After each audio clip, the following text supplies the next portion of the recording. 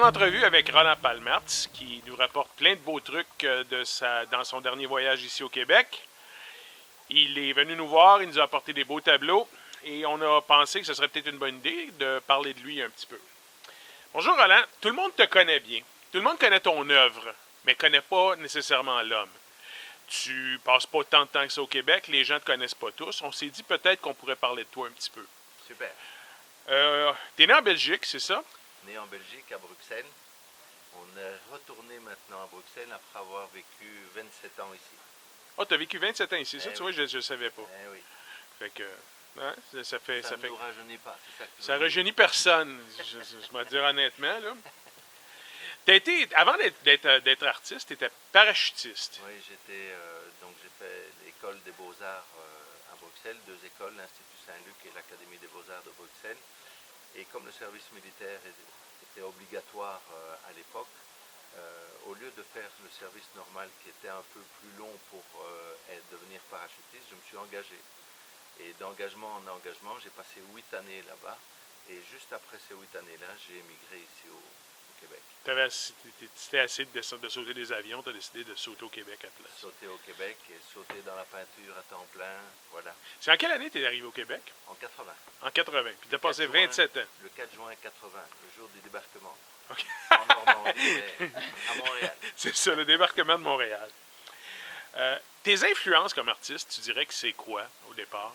Ben, la maîtrise des peintres anciens, des savoir-faire, des techniques, des compréhensions, de façon à pouvoir restituer en fait ton monde intérieur après. Ça, c'est une déviation de la maîtrise finalement, et l'application de celle-ci à des œuvres qui sont plus personnelles.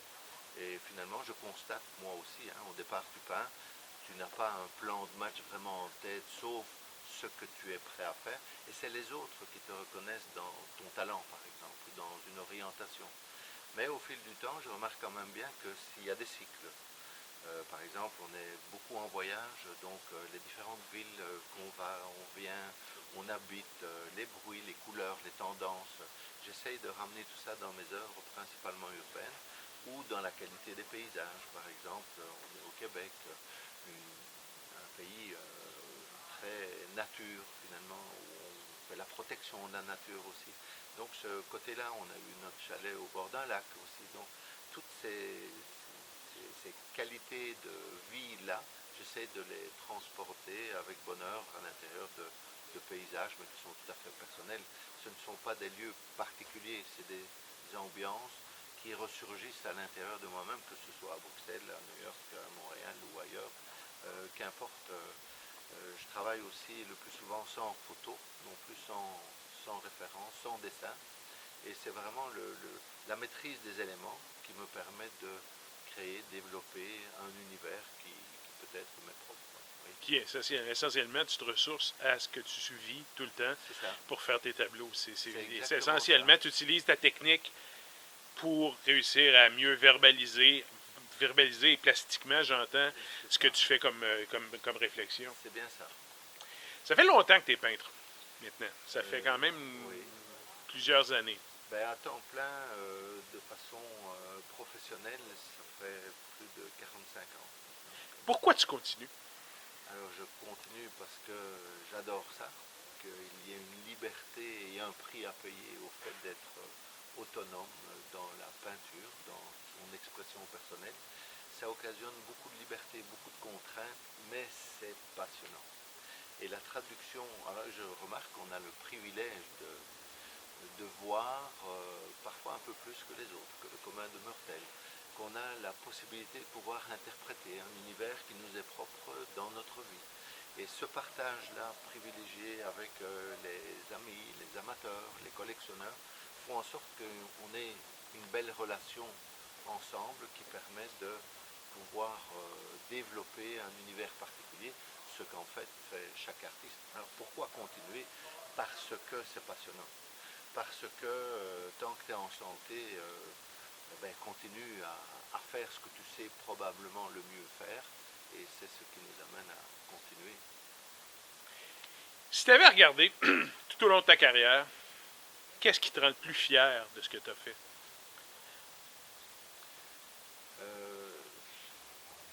de la difficulté à parler de moi pour ça, mais pour répondre à la question quand même, le plus fier, c'est d'être le mieux possible à la hauteur de soi. Mais ça dépasse largement le cadre de la peinture. C'est-à-dire qu'en toutes circonstances, tu peux tenter d'aller à tes fins, mais il restera toujours que pour n'importe quel individu, il y a la façon. Et si la façon est belle, élégante, noble, altruiste, en fait on parle de qualité humaine. Et j'essaye d'être pour ça, au plus proche de moi, de mon ressenti. Donc pour moi, la vengeance ne m'habite pas, les injures ne m'habitent pas. Je pense que j'ai jamais dit un gros mot de ma vie, c'est à ce point-là. Donc voilà, j'essaye d'être le plus entier possible, le plus vrai possible, le plus fidèle possible dans mes convictions, dans mes attitudes et dans mon partage avec les autres.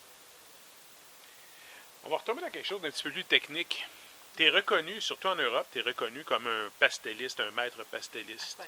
Aquarelle, je m'excuse. Pourquoi est-ce que tu te promènes d'un médium à l'autre comme ça? C'est parce que ça satisfait ton besoin de création ou c'est vraiment une question simplement de circonstances? C'est pas vraiment de circonstances, c'est un choix essentiel à mon goût, que pratiquement tous les artistes pourraient ou devraient entretenir, parce que l'aquarelle est le fin du fin, pour moi. Là. Alors le fin de fin pour la qualité, pour la transparence, pour la vitesse, pour les contrastes, pour les jeux de lumière, pâle foncé, les couleurs complémentaires, c'est vrai, c'est immédiat, c'est entier, c'est spontané, ça peut être travaillé, mais si c'est fait puissamment, avec maîtrise, c'est le plus fin des médiums. Et tous les autres médiums en plus permettent plus d'options dans les possibilités de recomposition, de rattrapage, de construction même, d'élaboration par couche, par niveau, par collage, par assemblage. Et j'aime bien ce monde-là aussi, s'entend. C'est une des raisons pour lesquelles je fais aussi l'acrylique. Mais pour résumer, moi je viens du monde de la peinture à l'huile. J'ai développé tout mon savoir-faire dans l'aquarelle et j'ai transféré ce monde de la peinture à l'eau dans les acryliques, où je travaille au départ du plus mince appareil jusqu'aux techniques qui peuvent être plus épaisses, incluant les collages, les montages, les dérapages, les puissances, les violences, que ce soit au niveau de la couleur ou de la structure même du jeu. Et j'essaye de faire ça le mieux possible, mais en restant le plus fin possible dans les techniques. Ce n'est pas une technique, c'est un ensemble de techniques qui habitent la somme de mes tableaux. En terminant, tu as eu une longue carrière déjà, on ne veut pas te perdre, on sait que tu vas être là encore longtemps. Oui. Quelle surprise nous réserve l'avenir? Ben, j'espère qu'il en réserve. D'abord, la première, c'est de protéger son corps pour essayer d'être vivant encore. Et de voyage en voyage, ça use, mais le temps passe aussi. Alors, je suis dans des projets toujours, soit d'édition, soit d'événements, à en créer, à en maintenir, à stimuler des événements aussi existants par des présences, par des conseils. Alors en fait, on vient beaucoup à l'information auprès de moi parce que j'ai la réputation d'être de bons conseils. Et si je peux, sans vouloir faire la leçon, mais répondre à un besoin, grâce à l'expérience justement, à une tendance, grâce à l'expérience aussi, j'ai la possibilité d'être humble dans mon propos.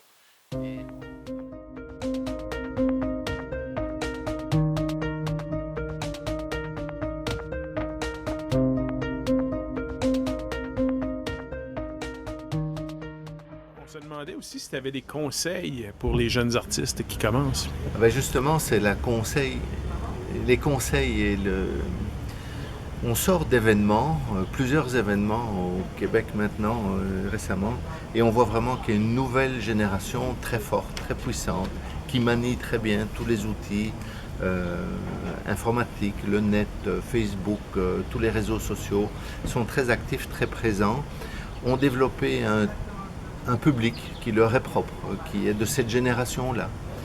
Et effectivement, il y a des tendances, alors je dirais vraiment essayer d'être le plus entier possible, le meilleur artiste possible, maîtrisé.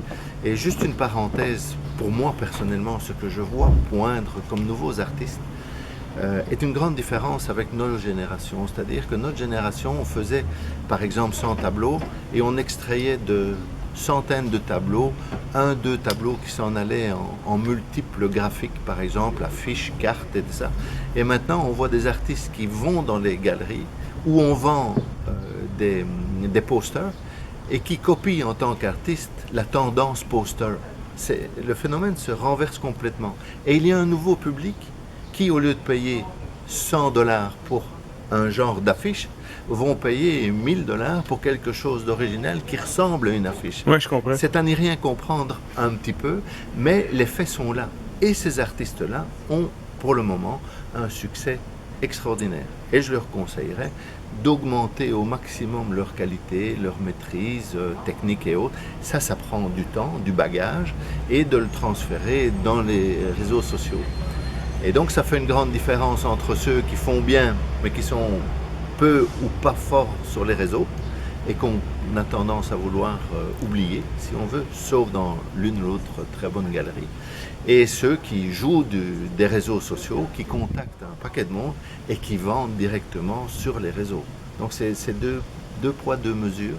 Et je suis occupé à évaluer tout ça pour voir comment mieux faire nous-mêmes par le même fait. Et voilà, si on se retrouve ensemble aujourd'hui, et pour passer sur Facebook ou des réseaux sociaux, eh bien voilà, on est obligé de rentrer dans ces pouvoirs, finalement, ces nouveaux pouvoirs, et prendre la peine de les maîtriser au maximum pour diffuser de la qualité au maximum.